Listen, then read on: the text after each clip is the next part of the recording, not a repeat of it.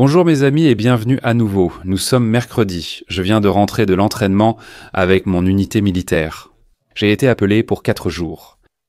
Nous avons effectué et répété des tâches que nous devrions accomplir lorsque la guerre éclatera, ainsi qu'un peu avant J-7 jours.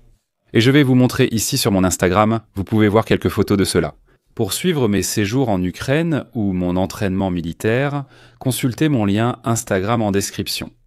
C'est l'équipement standard d'Estonie et d'infanterie fourni à tous.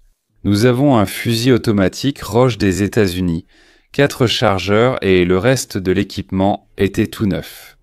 Pas durant mon service militaire à la 2e brigade d'infanterie où l'équipement était très ancien. Maintenant, il est neuf. Je suis très content. Nous avons passé un bon moment. Je me suis lié d'amitié avec de nombreux gars que je ne connaissais pas, ayant été déplacés et mis en contact. On a fait un bon travail d'équipe. On a répété notre travail d'équipe et j'ai aussi donné mon livre à quelques gars pour qu'ils le lisent. Ces photos ont été prises par ce caporal ici. Avant que vous disiez « Pourquoi tu montres les visages ?»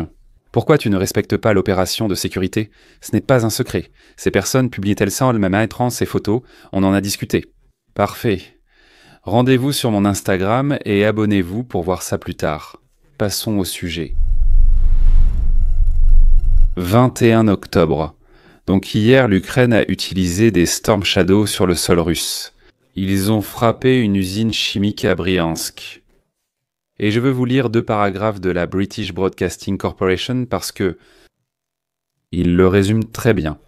L'armée ukrainienne affirme qu'il faut cibler les infrastructures russes essentielles à la guerre menée par Moscou contre l'Ukraine. Je cite, « L'usine chimique de Bryansk est une installation clé du complexe militaro-industriel de l'État agresseur. Donc cette usine chimique spécifique est responsable de la fabrication de pièces pour les équipages russes et les missiles balistiques. Elle produit de la poudre à canon, des explosifs, du carburant pour fusées et d'autres composants utilisés dans les munitions et les missiles. Donc oui, très bonne frappe. Je veux vous montrer l'emplacement. Regardez aussi Bryansk, au nord de l'Ukraine.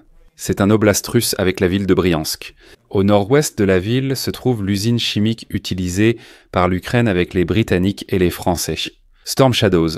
Les Storm Shadows continuent d'être une arme très efficace et mortelle si elles peuvent être utilisées. Parce qu'il y en a très peu. Mais en général, tout ce qu'ils touchent, ils détruisent. Non seulement cette usine chimique a été touchée, mais autre chose a également été frappée. Quelque chose que nous n'avions pas vu depuis 1 an. Regardez en 2023 et 2024. L'Ukraine a frappé les dépôts de munitions russes. Les arsenaux gros tout le temps, et ils en ont détruit la plupart sur une distance de 500 km depuis la frontière ukrainienne. Si nous ne voyons plus ces images, c'est parce que les Russes ont appris et qu'ils n'entassent plus de munitions dans des stocks massifs de 10 000 tonnes comme avant.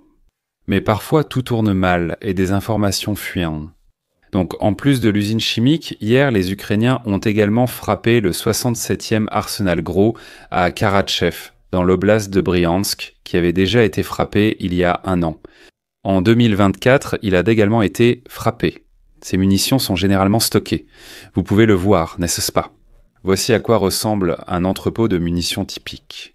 Il y a des remblais entre eux, ils ne sont pas empilés les uns sur les autres. Je veux dire, les Russes ne sont pas aussi stupides.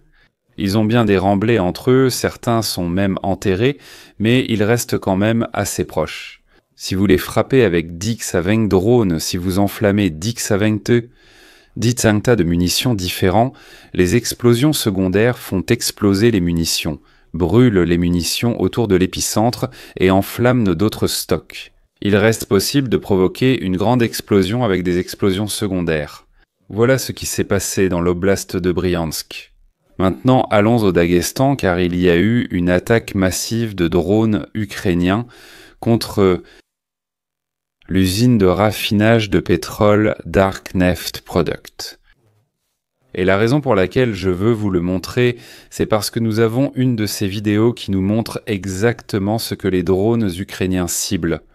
Ils ne ciblent pas une zone aléatoire dans une raffinerie de pétrole, ils visent donc toujours la même tour, le même détail, la tour de raffinage, qui est le cœur de toute raffinerie. Sans elles, le processus de raffinage ne peut tout simplement pas avoir lieu. Et c'est cela qui transforme le pétrole brut en produit pétrolier raffiné. Vous pouvez voir le drone ukrainien. Regardez, il a frappé. Une précision incroyable. Cette tour fait généralement 3 à 4, peut-être 5 mètres de diamètre. Elle est assez haute. Mais toucher quelque chose comme ça avec un délai dans ta manette et dans la liaison de contrôle, ce n'est pas facile. Surtout quand les Russes essaient de brouiller ou de leurrer ces drones, et ils essaient vraiment de le faire. Donc réussir à frapper avec une telle précision est un très grand compliment pour les drones ukrainiens à longue portée. Cette frappe a touché précisément où il fallait. C'est généralement le cas. De plus, ces drones ont forcé. Aéroport de Makhatchkala. Tous les avions, tous les vols annulés pendant des heures précises.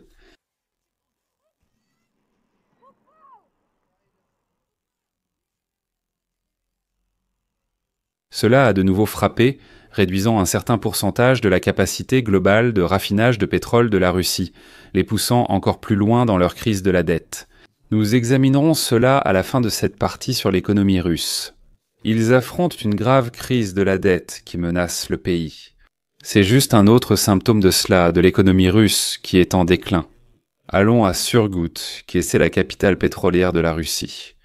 D'énormes files d'attente se forment aux stations-service, alors que les conducteurs attendent pendant des heures avant l'ouverture pour acheter de l'essence diluée et bon marché. Certaines voitures, comme les anciennes soviétiques, pourraient intolérer cette essence diluée. Mais les voitures plus récentes, surtout celles fabriquées en Chine et en Russie, leurs moteurs ne le supporteront pas. Juste. Je ne sais pas comment on dit ça en anglais quand elles s'arrêtent. Pardonnez-moi le manque de mots en anglais. Mais vous allez détruire votre moteur et il ne redémarrera plus. Vous devrez remplacer tout le bloc moteur après ça. Mais oui, on voit une grosse ligne.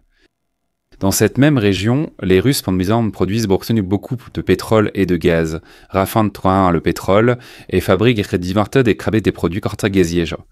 Pourtant, il y a ici de longues files d'attente. C'est juste pour vous montrer que les sanctions ukrainiennes, sous forme de drones longue portée, ça fonctionne. La Russie est immense et son infrastructure pétrolière a été développée par l'Occident ces 20 dernières années.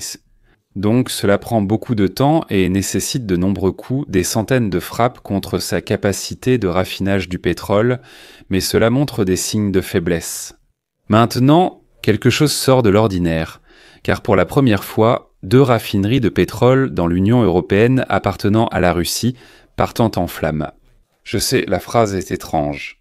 2 raffineries de pétrole détenues et contrôlées par la Russie et utilisées pour raffiner le brut livré par l'oléoduc Droujba depuis la Russie ont explosé dans l'Union européenne.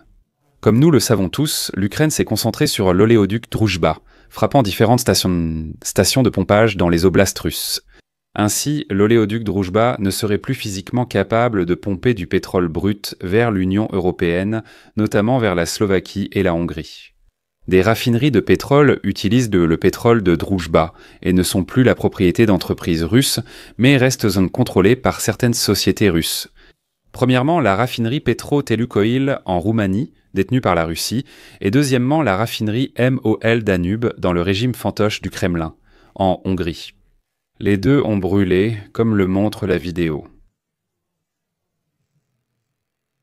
C'est étrange, j'ai vu cette vidéo et entendu. J'ai entendu Kourva. C'est toujours un mot merveilleux à entendre. Donc oui, je suppose que nous n'avons aucune information, mais je parie que c'est un travail ukrainien.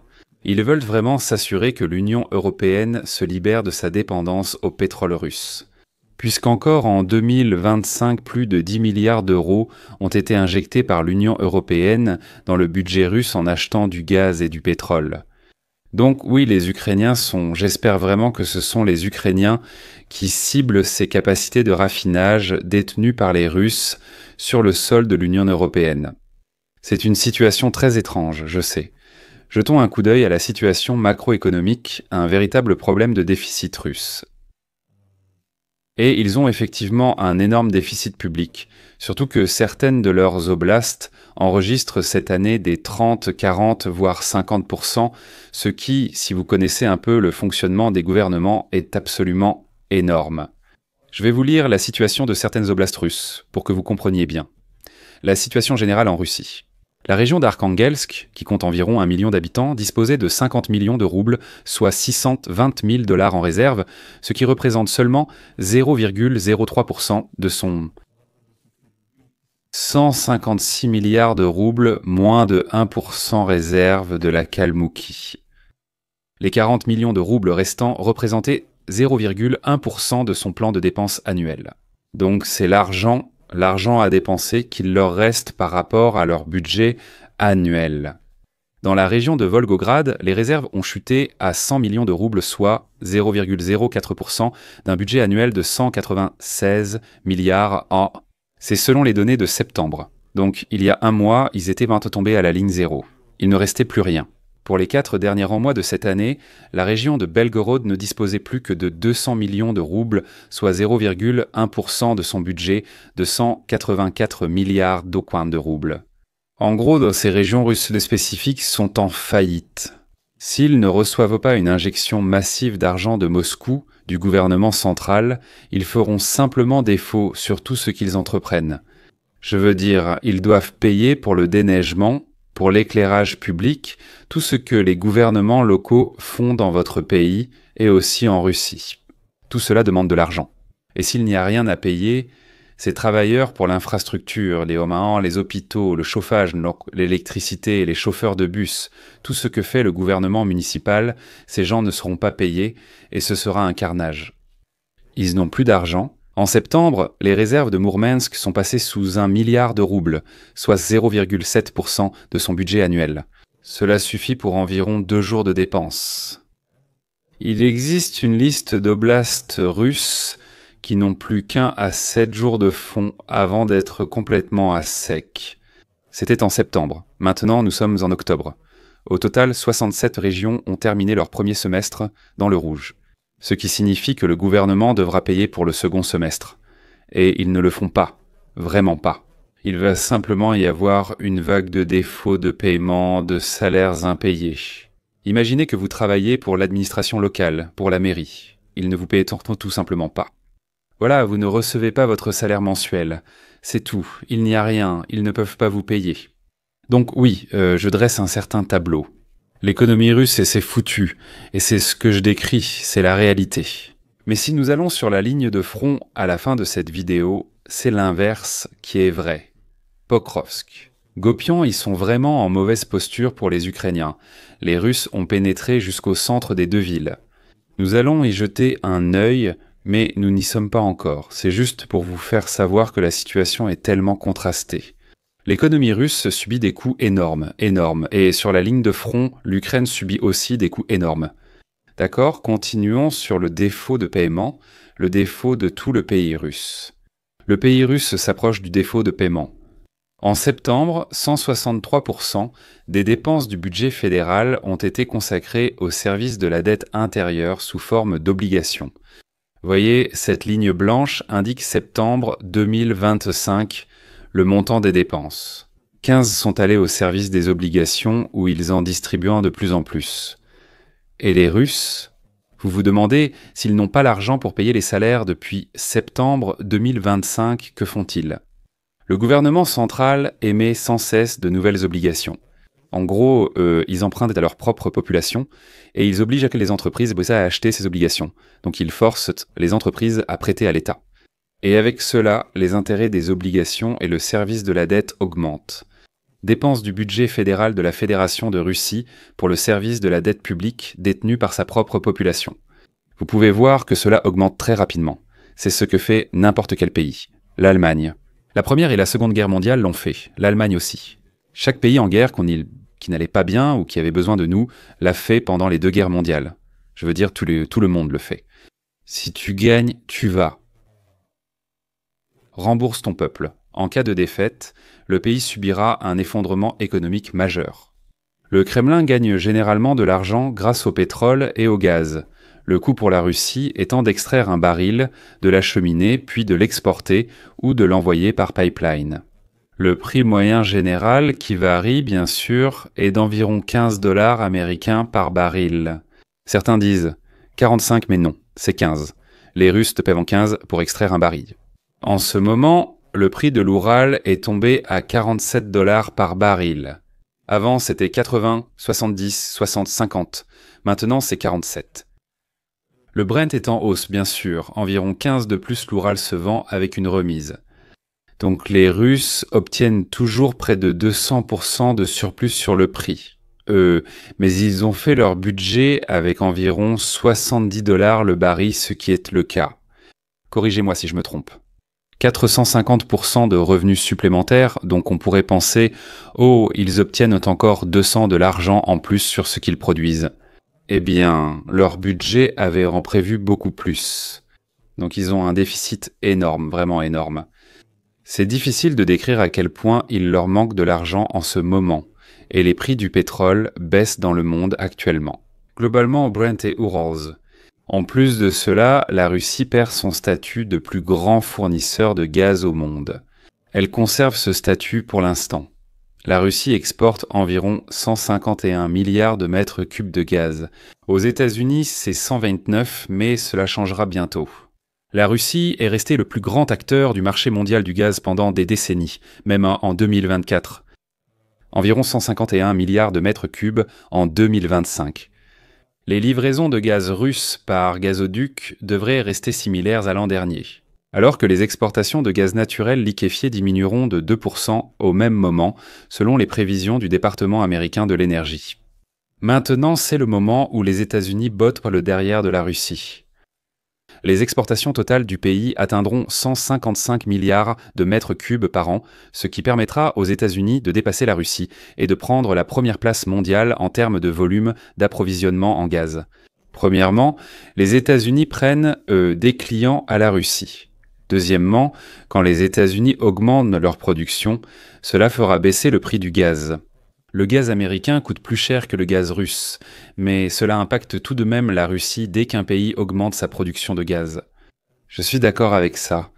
L'Europe doit éliminer toutes les importations de gaz naturel liquéfié via les Pays-Bas et les autres ports de l'Union européenne de gaz naturel liquéfié russe. Nous importons encore du gaz et du gaz naturel liquéfié russe, ce qui est honteux. Je vais chez le boucher et m'acheter un café chaque mois. Les membres sont les héros de cette chaîne. Je ne l'ai pas fait depuis une semaine car il n'y a pas eu beaucoup de nouveaux membres. Mais maintenant que j'en ai 4 pour vous, je vais vous casser les oreilles. Robert Thomas Rangidieu, Olajon Björkum. Chaque fois que tu pars et que tu reviens, bienvenue à nouveau. Guran faisait partie du groupe.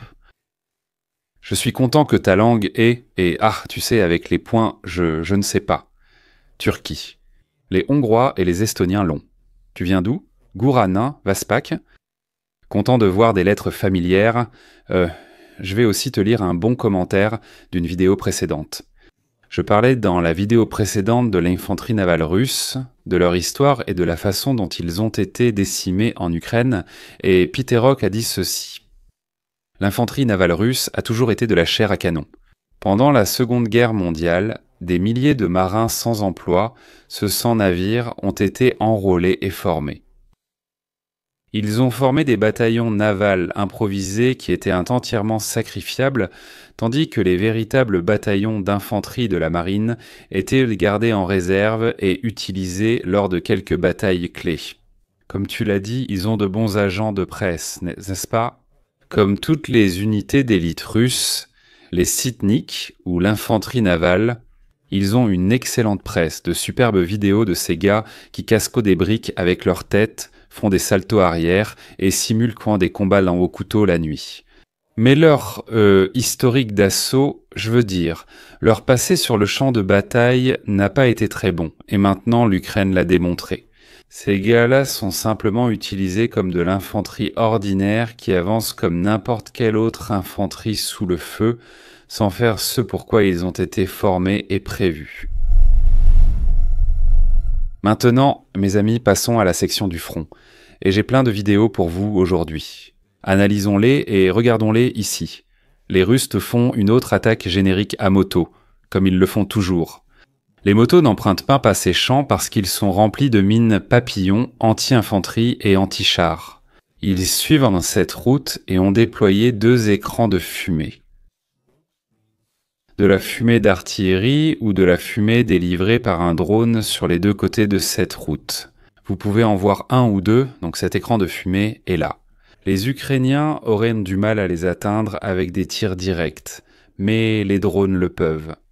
Mais si vous l'utilisez mal, vous pouvez voir, d'accord, pourquoi vous fumez. Si vous l'utilisez mal, voilà ce qui se passe. Ces gars-là roulent à environ 50-60 miles à l'heure ou quoi 90 km à l'heure. Traversez l'écran de fumée, d'abord indirectement vers le char juste derrière. Ils ne le voient pas parce que la fumée, dans ce cas la fumée russe, fonctionne pour les Ukrainiens. Regardez, le premier est allé vers le char, le deuxième le rate de peu, et il y arrive. Vous avez donc une escouade à vélo.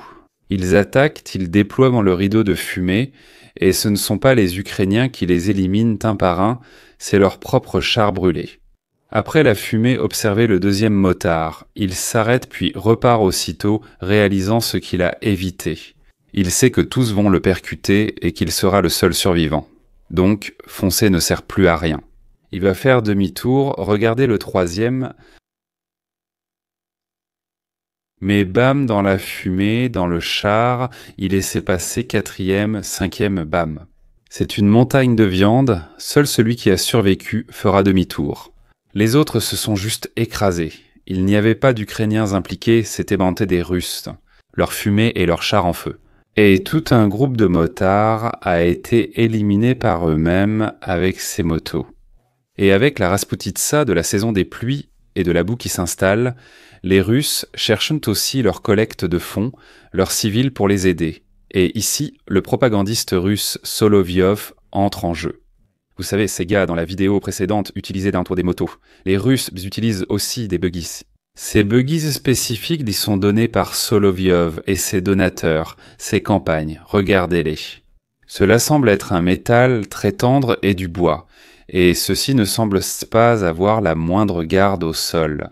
Ils sont assez bas, le pneu est assez petit et ils n'ont pas de suspension. Leurs buggies, très robustes et rigides, vous pourriez les utiliser pour attaquer en juin et juillet. Le sol était dur et sec, mais maintenant le sol est allé mouillé, et ceux-ci, ils ne peuvent pas, ils vont rester coincés dans la boue. La première fois qu'ils y vont, je suis ici pour dire qu'il a volé l'argent, acheté les buggies chinois les moins chers, puis volé le reste. Parce que c'est Solovy, bien sûr. Le blogueur russe Z. Bozniakov a accusé le propagandiste russe Solovyov de fournir du matériel bon marché et inutile au front par le biais de la fondation de Solovyov.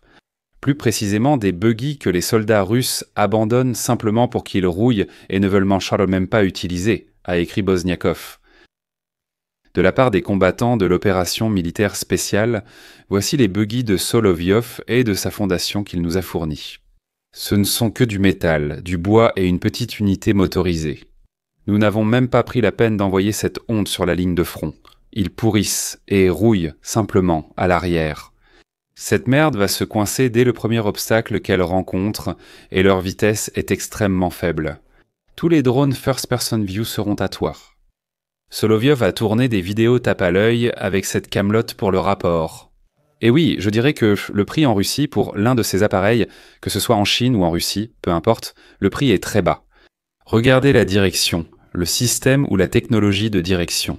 Si on peut appeler ça comme ça, je dirais que vous payez environ 1000 pour l'un d'eux, peut-être 2000, ils sont extrêmement bon marché, et ça se voit. Et la fondation de Solovyov brasse des millions de dollars, donc Solovyov a tout simplement volé beaucoup d'argent. Je veux vous montrer une vidéo d'Ukrainiens détruisant. Cela s'est passé hier d'ailleurs, des Ukrainiens détruisent un avion léger russe. Nous parlons spécifiquement des Yak-52. Les deux pays, les Russes et les Ukrainiens, utilisent ces avions légers pour monter dans les airs. Il y a un pilote et un gars à l'arrière avec une mitrailleuse légère, et ils les utilisent pour détruire. Dans le cas ukrainien, les Shaheds russes, et dans le cas russe, les Ukrainiens pillent les drones. Donc les Ukrainiens chassent aussi ces avions Yak parce qu'ils servent maintenant de défense anti-aérienne. Qui aurait cru que ces avions serviraient à la défense aérienne? Mais c'est le cas. Ils sont efficaces, bon marché et faciles à utiliser. Et boum, l'un d'eux disparaît. Ils ne sont pas chers. Et nous en avons un autre qui est éliminé ici. Dans n'importe quel conflit moderne, on ne s'attendrait jamais à ce que ces avions spécifiques soient utilisés dans un quelconque rôle, puisqu'avec leur style, ils appartiennent plus ou moins aux événements sportifs ou à la Première, voire à la Seconde Guerre mondiale. Mais ici, ils ont leur rôle dans les deux armées pour détruire les drones à voilure fixe de longue portée de l'armée adverse. Le gaz à l'arrière avec la mitrailleuse peut simplement les abattre. Les Ukrainiens en utilisent beaucoup et tentent pour maintenant de détruire ceux des Russes, comme on le voit. Allons à Bakrovsk, mes amis. Ce rapport est arrivé il y a 2 jours, et je vais lire d'autres rapports plus récents. Je ne vais pas vous mentir, la situation est vraiment mauvaise à Bakrovsk et aussi à Oupiansk, quand l'économie russe va extrêmement mal, et que les frappes ukrainiennes à longue portée sont extrêmement réussies contre les raffineries de pétrole. La situation est tout à fait opposée à Pokrovsk et à Kupiansk pour les Ukrainiens. La situation à Bakrovsk. La situation se dégrade vite. Les groupes d'assaut des occupants se sont fortifiés au centre-ville. Ils tentent des embuscades non seulement aux combattants ukrainiens, mais tirent aussi sur tous les civils visibles. Et les Russes ont tiré. Nous avons des images, je ne vais pas vous les montrer, vous pouvez les chercher vous-même. Comme à Boutcha et à Irpin, ils ont abattu environ 10 civils à bout portant dans la rue, juste comme ça. Donc c'est une répétition de Boutcha et Irpin. Si vous savez, vous savez. Très probablement, dans les prochaines heures ou les prochains jours, les Ukrainiens devront commencer à nettoyer pour détruire complètement les Russes qui se sont infiltrés depuis le flanc sud-ouest vers la ville et reprendre le contrôle total de ce secteur. C'était il y a 2 jours. Cette opération de nettoyage est en cours en ce moment, mais je ne vais pas prétendre qu'ils ont terminé et tout nettoyé. Aucun Russe n'a de point d'appui au centre de Bakrovsk, c'est la vérité. Il faut aussi noter que la ville et surtout les combats urbains n'ont pas encore débuté. Et l'excitation générale de Zamzi est, pour le dire gentiment, exagérée. Regardez, voici Bakrovsk, et les Russes s'infiltrent. Vous pouvez le voir, je ne vois rien. Le 13 octobre, le 17 octobre. Au sud, cette route mène au centre de Bakrovsk. Les Russes suivent Brla et élargissent pour les flancs, prenant le contrôle de ces banlieues. Et la situation devient encore pire. Et les combats ont lieu en ce moment même dans le centre-ville. Cela ne veut pas dire que les Russes ont pris le contrôle de certaines zones. Cela signifie que leurs groupes de reconnaissance et d'assaut ou leurs groupes spécifiques, des groupes d'assaut, ont été découverts dans cette zone.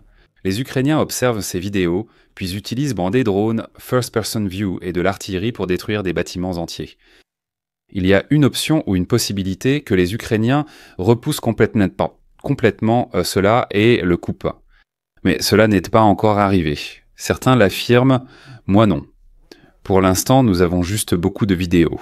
De ces vidéos, c'est le centre de Bakrovski, c'est la gare, et ce sont des frappes ukrainiennes. Et ils ne frappent pas les leurs. Donc ce sont les Russes dans la gare. Et les Ukrainiens démantèlent ces bâtiments méthodiquement pour les éliminer. Ce ne sont pas des bataillons de Russes, ce sont certains petits groupes qui ont pénétré les lignes et qui sont isolés. Maintenant, le temps dira s'ils réussiront à rejoindre la force principale russe par certaines rues. Actuellement, de petits groupes de reconnaissance et de sabotage se trouvent dans certains bâtiments que les Ukrainiens démolisseront. Je vais maintenant vous expliquer pourquoi cela est impossible. Les Russes ne devraient pas être à Bakrovsk. Il existe une liste d'erreurs et d'échecs des commandants ukrainiens qui ont permis aux Russes de pénétrer au centre de la ville. Voici ces erreurs. Ne pas en parler, ce serait vous cacher la vérité. Il y a 3 situations différentes des sommes qui se sont produites au cours du dernier mois ou des 2 derniers mois qui ont mené à ce moment.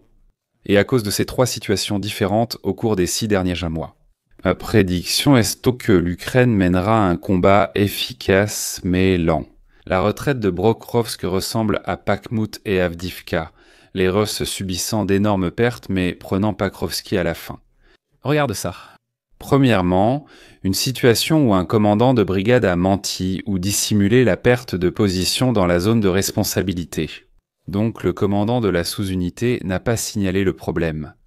Deuxièmement, une situation où le commandant d'une unité tactique ou opérationnelle a ignoré ou dissimulé les rapports envoyés par les commandements des brigades subordonnées. Et cela peut être résumé par le fait que le commandant supérieur ne réagit pas au rapport des sous-unités. Ce sont tous des faits précis qui sont produits. Je ne vais pas vous les lire pour vous faire gagner du temps, mais tout cela s'est passé en 2025 à des dates précises. Certaines positions ont été perdues ou ignorées sans en tenir compte. Et c'est pour cela que les Russes ont pu avancer. Numéro 3. Une situation où les deux commandants de brigade ainsi que le commandant d'une unité tactique ou opérationnelle ont menti. Cela s'est produit en juin 2024, donc il y a un an. On peut donc résumer cela ainsi. Aussi bien les commandants subalternes que les supérieurs ont menti. En gros, une escalade de l'affaire A pour protéger certains officiers et leur réputation.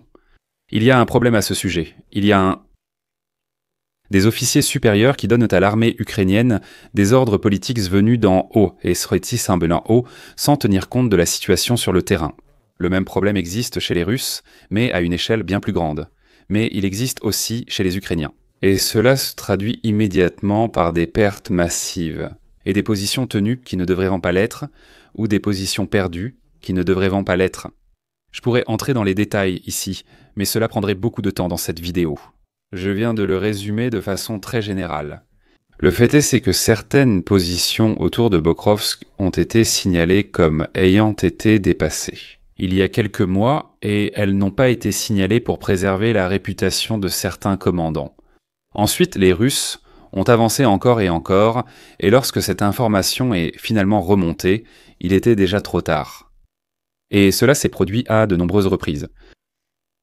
Le problème principal, c'est que l'information n'arrive pas aux officiers commandants au sommet au bon moment, ou bien elle leur parvient diluée, ou c'est un mensonge.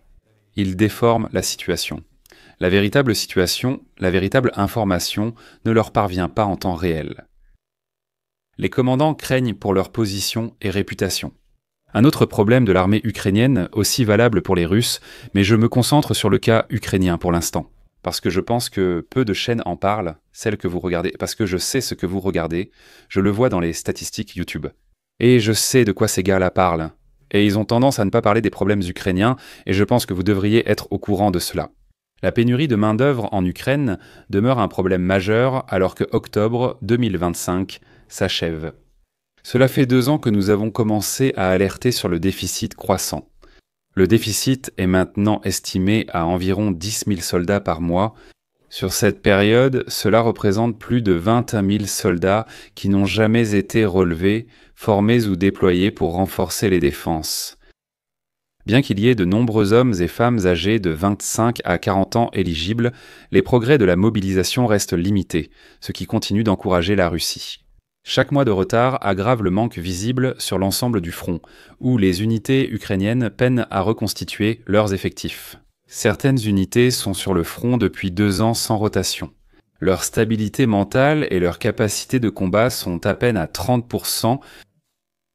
Si tu t'y connais un peu dans ce domaine, tu sais qu'il y a une durée précise pour un soldat sur le front. Et si tu dépasses un piétas cette durée, la capacité de combat se dégrade très rapidement. Un soldat fatigué, affamé, démoralisé se bat beaucoup moins bien qu'un soldat motivé, confiant et entraîné. La différence est grande et la main-d'œuvre manque. Donc la situation sur toutes les lignes défensives ukrainiennes est plutôt mauvaise. Cela dit, les Russes le savent, et ils reçoivent aussi ces ordres politiques. Ils reçoivent aussi des ordres dont ils ne tiennent pas compte. La situation réelle sur le front. Allons à Zaporijia et Dnipropetrovsk, où les Russes sont progressés de manière assez active le mois dernier. Je vais vous le montrer, cette zone est très difficile pour les Ukrainiens. Permettez-moi d'attirer votre attention sur cette zone, juste ici. Je vais revenir en arrière dans le temps. Regardez. Les Russes ont accumulé des blindés dans cette zone pendant 6 mois. Maintenant, ils les utilisent. Je vais vous montrer la 4e attaque blindée de la semaine dernière. Je veux l'analyser parce qu'on ne voit plus autant d'attaques blindées de nos jours. Parce que les Russes ont un problème avec les blindés, mais s'ils en accumulent un sortie, ils peuvent encore les utiliser. Donc ils connaissent ces problèmes de pénurie de Marabaer ukrainiens, etc. Ils ont un ordre venu d'en haut. Vous utilisez les blindés, allez-y. Les défenses ukrainiennes s'effondrent selon nos informations. Eh bien, c'est une demi-vérité. Les Russes. Celui-ci comptait 26 véhicules blindés, analysons. 1 minute. Donc, nous avons 2 patrouilles ici qui débarquent tous les deux. Une escouade et demie. Environ 15 soldats à bord et dedans. Ils descendent tous. Le premier veut descendre. L'X-Fil frappe déjà à l'arrière. 1. Ce qui nous indique que ce premier commandant de patrouille n'a absolument aucune conscience de la situation. Il ignore où sont ses troupes et le second BTR. Il fait demi-tour, paniqué. C'est la panique totale. Le deuxième BTR agit de même. Je ne vois pas ça, mais je suppose qu'il écrase certains de ses propres hommes. Je pense que oui, d'accord. Il s'exfiltre. Aussi, maintenant, voici 3 soldats qui se regroupent et un obus les frappe. Le reste des soldats veut atteindre ce bâtiment, mais 2 étaient potés allongés, ici, alors ils les transportent ensemble jusqu'au bâtiment. L'un des BTR a été détruit par un drone, le deuxième BTR a été détruit par un drone. Maintenant, un char ukrainien entre en scène. Regardez ça, et il tire sur ces 2 bâtiments où se trouvait le reste des survivants. Il met toutes ses munitions dans ces bâtiments, détruisant ainsi la majorité de ses véhicules blindés. Nous ne voyons pas la destruction du reste, mais cela a été signalé. Et toute cette force d'attaque a été détruite. C'est la 4e cette semaine. Donc oui, les Ukrainiens ont d'énormes problèmes de main-d'œuvre, mais les Russes connaissent pas où ils reçoivent des ordres aveugles pour prendre certaines zones sans tenir compte du tout de ce qui se trouve en face d'eux. Alors ils envoient à nouveau des véhicules blindés, comme ils l'ont fait en 2023, et le résultat est le même. Je veux juste vous montrer les erreurs des 2 camps, sans filtre pour que vous soyez informés. Mes amis, je reviendrai pour vous. Avec l'économie russe, les lignes de front, peut-être quelques nouvelles internationales vendredi. Au fait, environ la moitié d'entre vous n'êtes pas abonnés, alors faites-le maintenant, pour être avertis quand je publierai vendredi. Appuyez sur le bouton « S'abonner ». En attendant, Slava Okrini, au revoir.